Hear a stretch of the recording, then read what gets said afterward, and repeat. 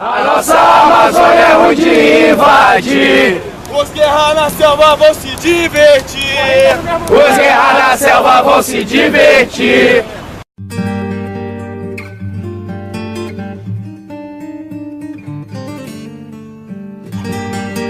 Não existe reconhecimento maior do que poder sentir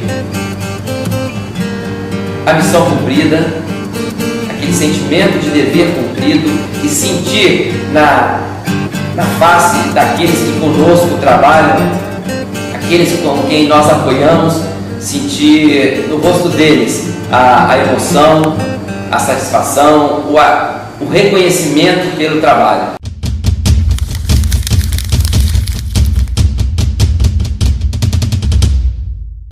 A floresta amazônica abrange cerca de 6 milhões de quilômetros quadrados e se estende por 9 países da América do Sul. Possui nada menos que 1/3 de todas as espécies vivas do planeta. Celeiro da biodiversidade mundial, é habitada por mais de 10 milhões de espécies. 60% está em território brasileiro, um patrimônio de valor incalculável e que precisa ser protegido. Nossa equipe percorreu mais de 5 mil quilômetros por terra, ar e rios para conhecer como o Exército Brasileiro mantém a soberania nacional nos pontos mais remotos do nosso país. Primeiro, voamos para Manaus. Depois, embarcamos para Roraima, na divisa com a Guiana e Venezuela. Venha conosco nesta aventura. A gente identifica, assim, grosso modo, vários problemas da Amazônia, né? De ameaças, vamos dizer assim. A gente tem a instabilidade dos países vizinhos, né? A gente tem uma faixa de fronteira muito extensa. Na Amazônia são 11 mil quilômetros de fronteira. Nós somos vizinhos de três países produtores de cocaína, né? Colômbia, Peru e Bolívia. Guerrilha operando junto à nossa fronteira. Países que são vazios, com instituições deficientes, como as Guianas, por exemplo. Enfim, temos os problemas de ordem ambiental. Temos a terrível desorganização fundiária. Temos os conflitos sociais. Enfim, então, tudo isso é uma problemática que a gente convive.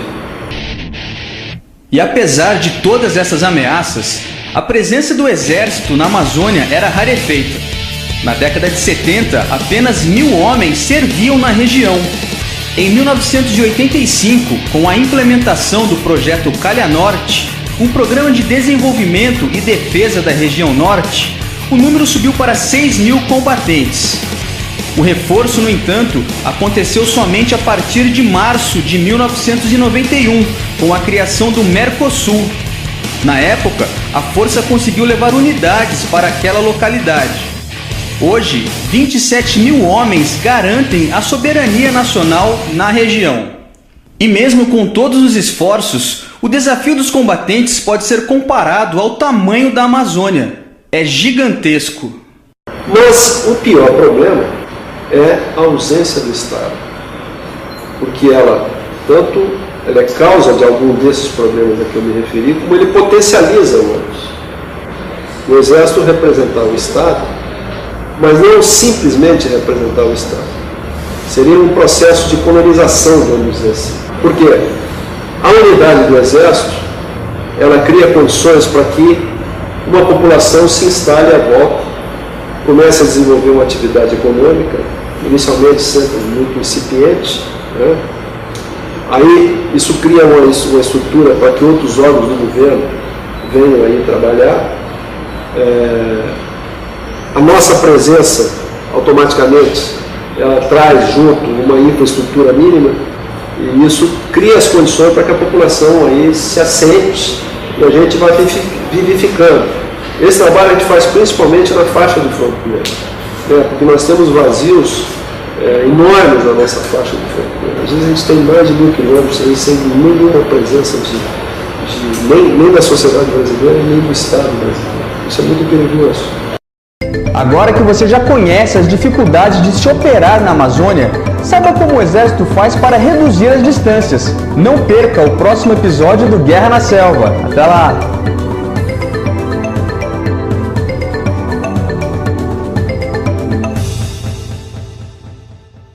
Da mesma forma que eles nos esperam chegar aqui na comunidade, a nossa tropa que está lá na ponta da linha nos aguarda também chegar com ansiedade.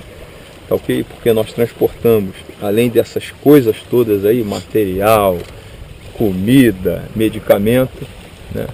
Além dessas coisas todas, o mais importante é que nós transportamos a esperança para aqueles brasileiros que estão lá.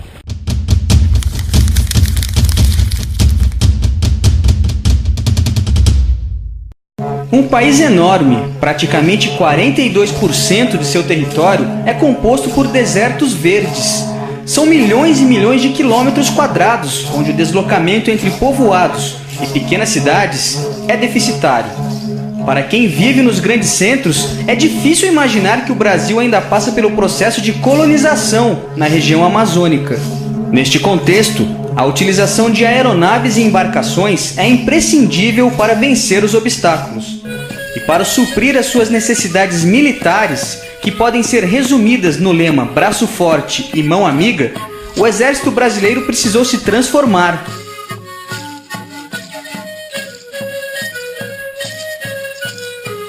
A Força mantém uma base de aviação na região e ainda se viu obrigada a criar o seu primeiro centro de embarcações. Na floresta e seus rios, helicópteros, barcos, balsas e lanchas são responsáveis pelo transporte da esperança.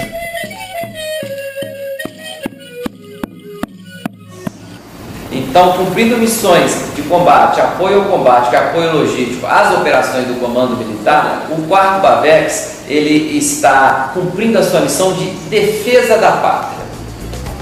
Quanto à vertente de desenvolvimento e integração da Amazônia, existem vários outros tipos de missões que são cumpridas, particularmente missões humanitárias.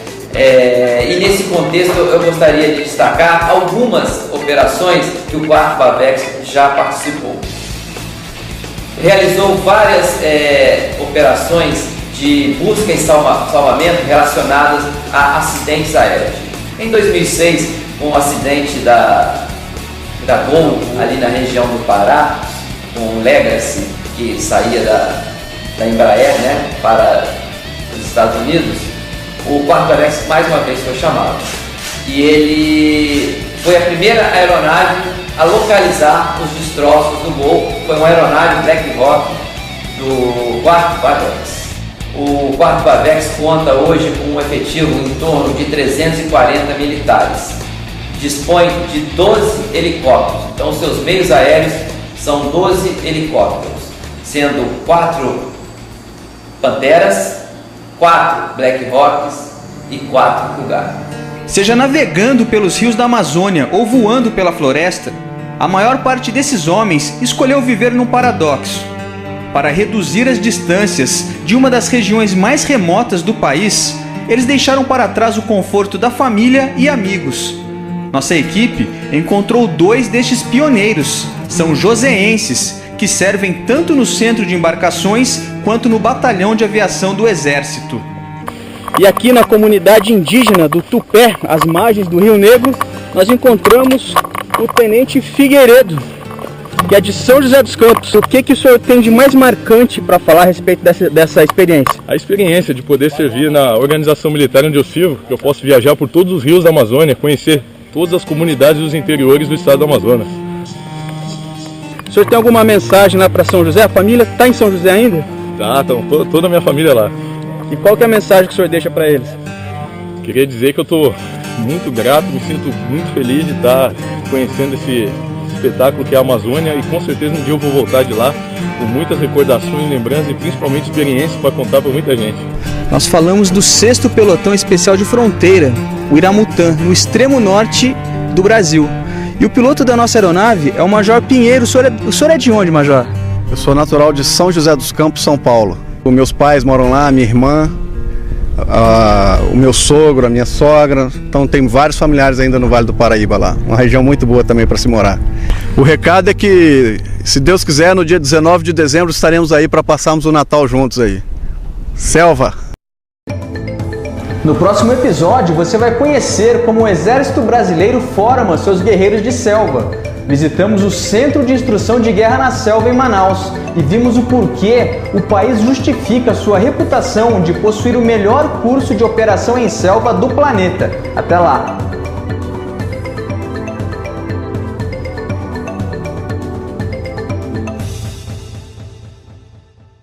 Exaustos, famintos, com sono. O inferno, para eles, é verde e pode durar até 10 semanas. Na Amazônia, a guerra na selva é levada a sério. E para defender a valiosa biodiversidade da floresta e as incalculáveis reservas minerais da região, não basta ser soldado. É preciso formar guerreiros.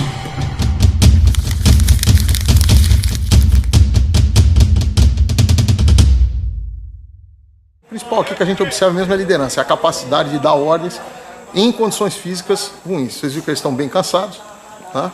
Tem uns aí que estão dormindo em pé e essa é a ideia aí. Como eu disse, eles estão no auge agora, eles vão agora, vai dar um tempo ali, eles vão dar uma descansada, vão tomar uma água, vão fazer uma refeição, vão para o quartel e aí eles vão ter uma liberação aí de 2 dias para dar uma descansada, porque eles já estão vindo aí numa batida de 15 dias aí de operação. Aí depois começa tudo de novo. O Brasil possui 17 mil quilômetros de fronteira, sendo que 11 mil deles estão aqui na Amazônia. A segurança é feita por 27 mil homens do Exército Brasileiro. E a gente pode dizer que a tropa de elite é formada aqui, na casa do guerreiro da selva do SIGS.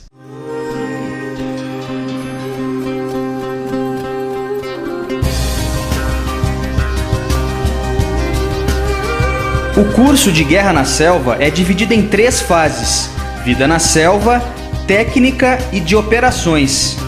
Na primeira, os alunos conhecem a flora e a fauna amazônica e passam alguns dias na selva para literalmente perder o medo dos bichos. À noite, a floresta pode ser assustadora. Então, nessa primeira fase, o camarada aprende a sobreviver. Então, ele aprende os hábitos dos animais, aprende quais os medicamentos que ele deve conduzir consigo, quais as doenças mais comuns, aprende a como se portar dentro da selva para que haja um desgaste menor e para que ele possa tirar da selva aquilo que ela tem a oferecer. A fase técnica testa os limites da resistência física. Os soldados bebem o mínimo, comem o mínimo, são privados de sono e submetidos a grande esforço físico. Foram 3 dias na marcha e mais ou menos 35 km, depois mais uma marcha na estrada que em média é uns 24 km. Isso com privação de comida, água, sono, né? Algumas situações que estão previstas dentro do que está estabelecido no curso, né? Realmente é um pouco cansativo. Fome. Com certeza. A última vez que eu comi foi na manhã de dia de ontem. O que você comeu ontem de manhã? Eu comi o café da manhã da ração, que eu recebi no dia anteontem, anterior. Tá certo. Mas dormir, você está dormindo bem? Não, senhor. Essa noite você não dormiu? Não, senhor. O que você fez essa noite? Eu fiz uma marcha de 24 quilômetros, um pouco mais e em atividade até agora. Como foi a marcha? A marcha foi carregando 2 morteiros 81 e depois com a mochila o tempo todo, sem sentar até agora. E o que vale essa comida a essa altura do campeonato?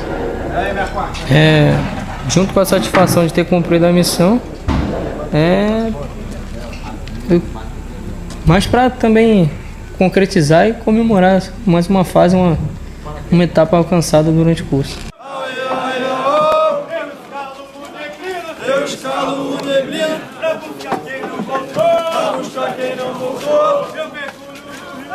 Eu mergulho no Rio Negro, pra resgatar quem afundou, pra resgatar quem afundou. Eu vou voando de aeronave. Já a fase de operações prepara os homens para o corpo a corpo. São missões de patrulha que visam proteger nossas fronteiras contra a invasão. Para obter êxito no curso, é preciso ter o controle psicológico e condicionamento físico em dia. E por possuir o melhor centro de instrução de guerra na selva de todo o mundo, forças armadas de outros países procuram os SIGs. Bueno, la prioridad número uno de mi presencia aquí en Brasil es porque gran parte de nuestros efectivos militares uruguayos se encuentran desplegados a orden de las Naciones Unidas en la República Democrática del Congo. Los efectivos militares todos los días tienen que realizar patrullas por la selva. Son las historias que cuentan. Hay varios camaradas franceses que já hicieron el curso aqui. É claro que nem tudo é ensinado aos soldados estrangeiros. O que acontece na prática é que a gente não ensina o pulo do gato. O camarada é retirado da atividade, que é o momento em que nós tratamos das nossas hipóteses de emprego. Então ele não participa dessa etapa. No próximo episódio do Guerra na Selva, você vai conhecer um pouco mais sobre a alimentação do guerreiro de selva. Nossa equipe, inclusive, foi convidada a participar de uma das atividades. Até lá!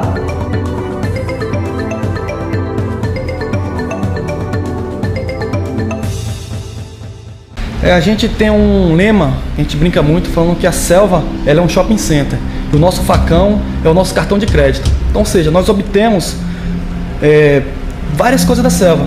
Então as pessoas, a gente tem uma ideia, principalmente nas operações militares, estão percebendo que a dificuldade logística ela é muito grande. Então às vezes o suprimento classe 1, que é a comida, ela pode atrasar, pode muitas vezes deixar de vir. Então a necessidade de quem está operando na selva obter alimentos da própria região.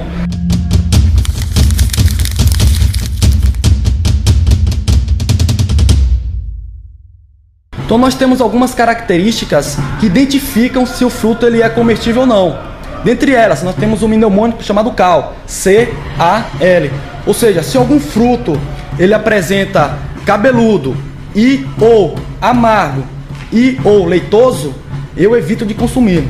E a floresta pode disponibilizar um banquete. São raízes, frutos, castanhas e larvas. Isso mesmo, larvas. O tapuru é rico em proteína e pode salvar a sua vida. Estou aqui com o Sargento Rodrigues, que é da quarta base de instrução do SIGs.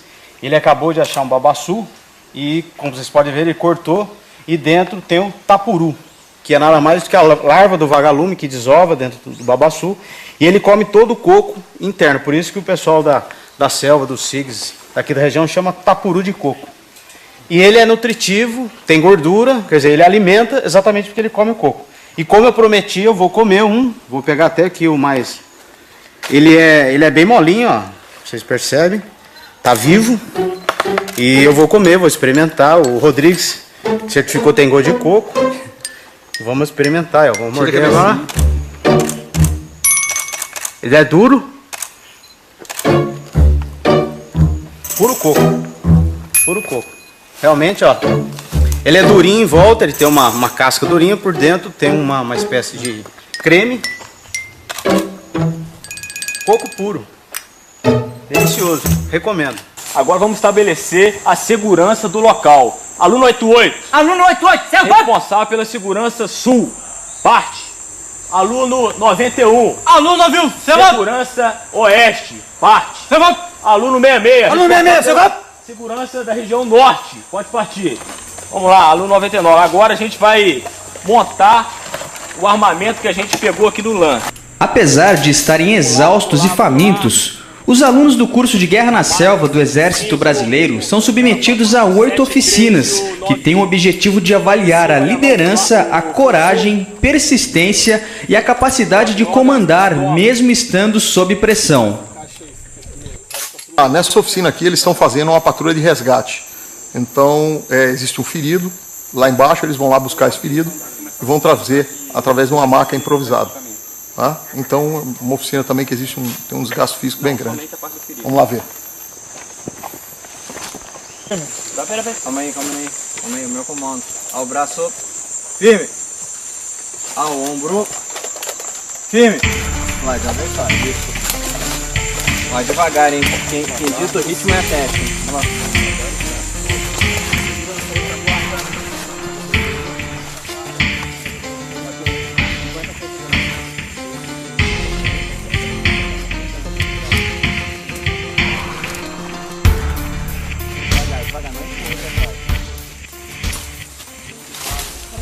É a fase mais crítica do curso?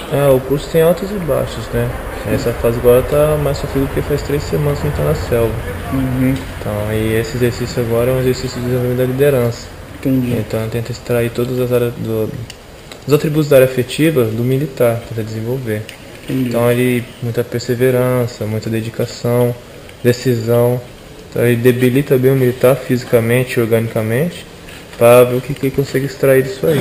Tá, agora nós vamos dar a oportunidade dos 2 repórteres do Vale para ver aqui a maca do ferido, certo? Que é um boneco é uma coisa bem simples, então que eles vão ter que carregar. Só carrega até o coqueiro ali e volta, tá bom. Levanta. Vamos lá. Ombro. Nossa. Ombro.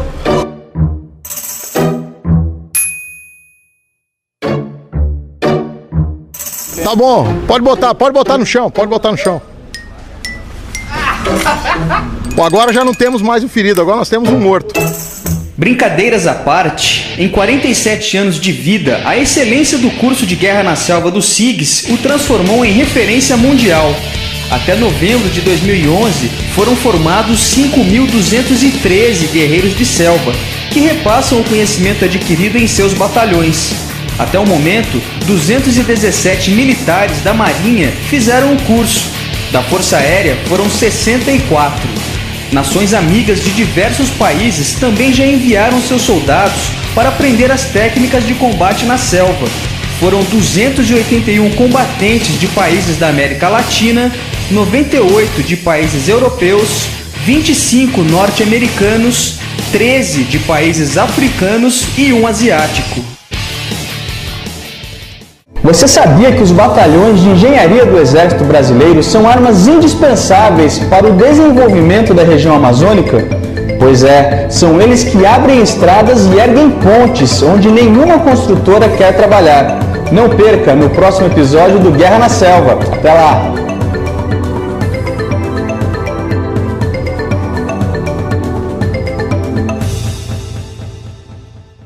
Na Amazônia, a guerra na selva se desenvolve em várias frentes.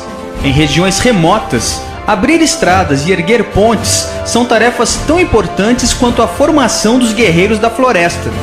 Para se ter uma ideia, 92% das estradas da região foram construídas pelo Exército Brasileiro. Isso acontece porque nenhuma construtora quer assumir compromissos naquela área. Atualmente, são cerca de 2.000 militares que servem em 4 batalhões de engenharia de construção.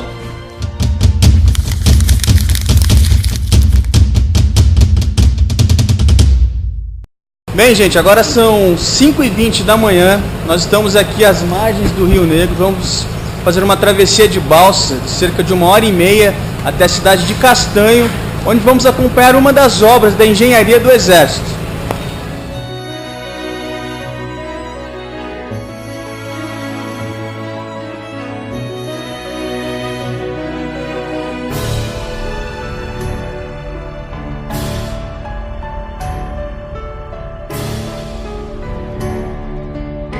Major, o senhor dizia que o Exército aqui na Amazônia trabalha na estrada somente durante 5 meses por ano. Por quê? O trabalho na estrada ele fica limitado em função do regime de chuvas aqui da região amazônica.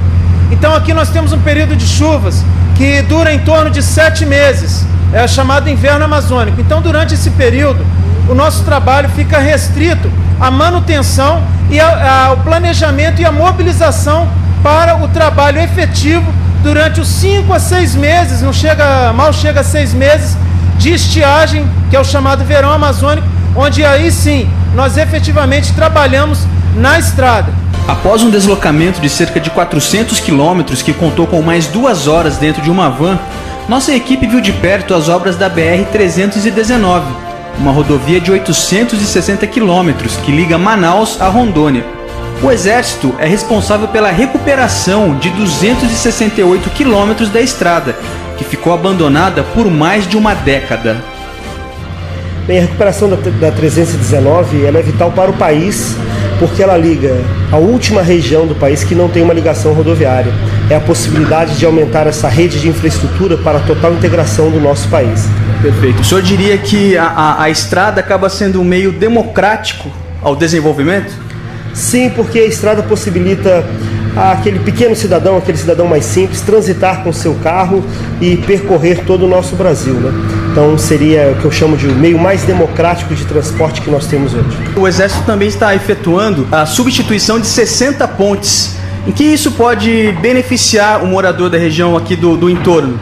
Bom, essa travessia que nós estamos aqui no município de Castanho, onde a travessia era feita por uma balsa, às vezes demorando 1h30, 2 horas, e ela sendo fechada no período noturno, nós vamos fazer essa travessia em 30 segundos.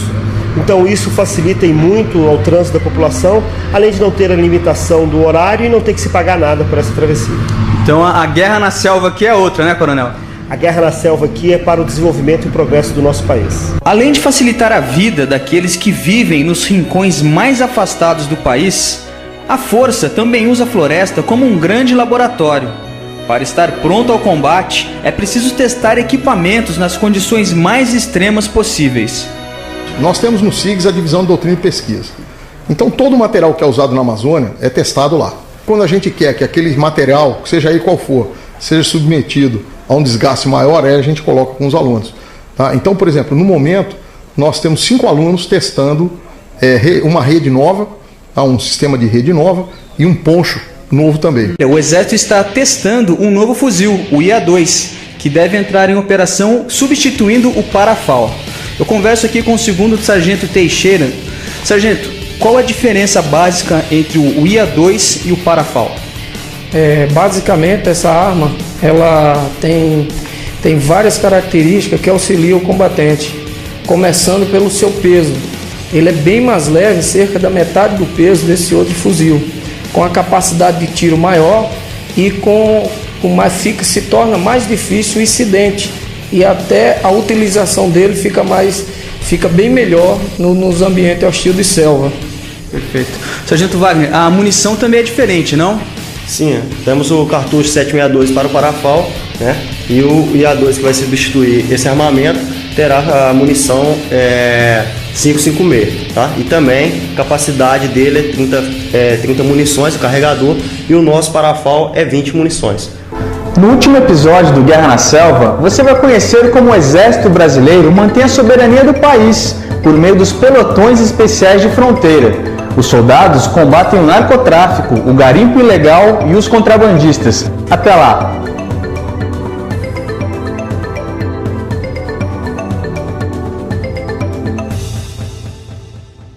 A finalidade da nossa operação, colaborando com os outros órgãos do governo federal, é coibir os ilícitos, principalmente descaminhos, tá? Tráficos de droga e roubos de moto. O que acontece aqui? O pessoal rouba a moto, passa pela fronteira, troca por maconha e volta com a maconha para vender principalmente em Manaus.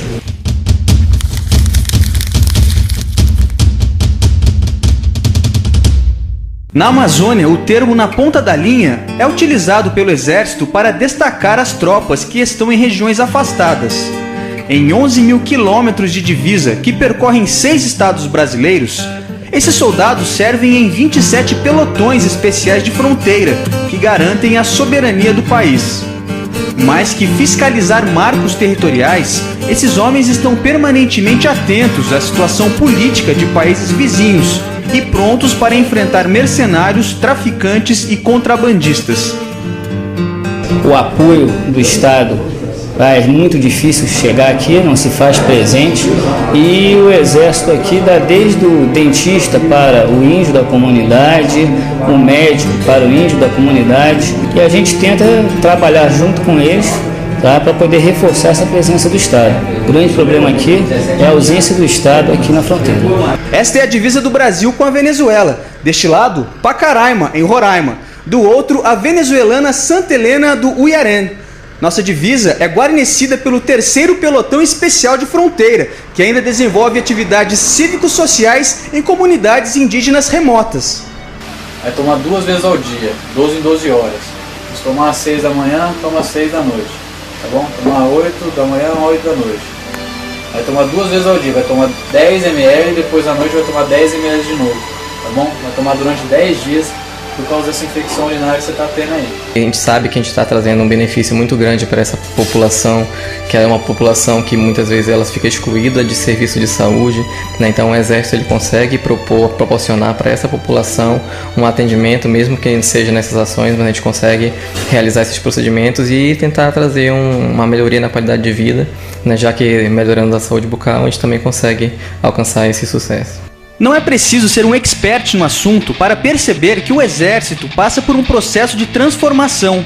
Na Amazônia, a meta é chegar a 40 mil homens até 2030. Em escala mais ampla, a modernização de equipamentos e processos é fundamental. Todas as previsões indicam que até o ano 2020 o Brasil será a quinta economia do mundo, mais ou menos. O país pleiteando assento no Conselho de Segurança da ONU, quer dizer, vai ser um ator global. Então nós temos que ter forças armadas compatíveis com isso, com as responsabilidades que o Brasil está chamando para si. Quer dizer, o que a gente faz na América do Sul, América Central, daqui a pouco nós vamos ter que fazer no mundo todo. Se quiser ter um papel realmente relevante e protagonista. Né? Então é uma modernização dos equipamentos e uma mudança das concepções de emprego, das missões que vai cumprir e assim por diante. Tá?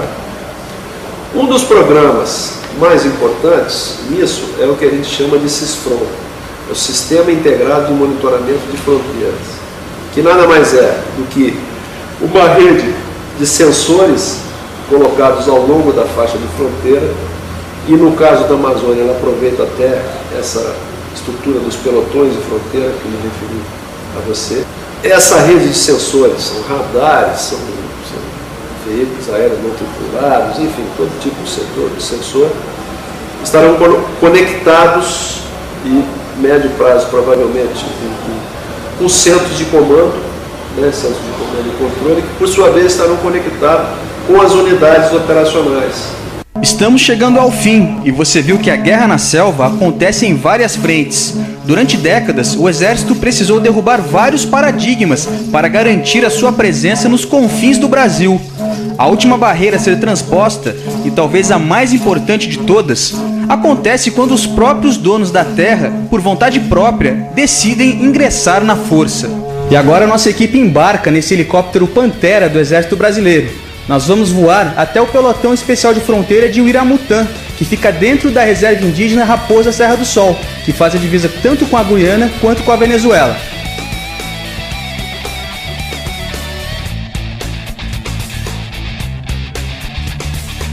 Lá, a nossa equipe encontrou o soldado Laurindo, índio da etnia Macuxi. Ele conta que ingressou na força para ajudar a combater a invasão branca predatória. Porque os brancos trabalhavam e adquiriam para eles. E aqui, vendo aquilo, só estava destruindo e adquirindo aquilo nosso. E não via de retorno para nós. Então, ele fazia o destruir principalmente poluir garapés, rios. E isso prejudicava não tanto nós quanto o meio ambiente. O que eu espero do futuro no Exército é que ingresse mais indígenas na força militar e que possamos ser vistos também, que podemos também. Aquilo que os brancos dizem que não podemos, mas podemos sim, com certeza. Não importa se é indígena ou branco, mas todos somos brasileiros.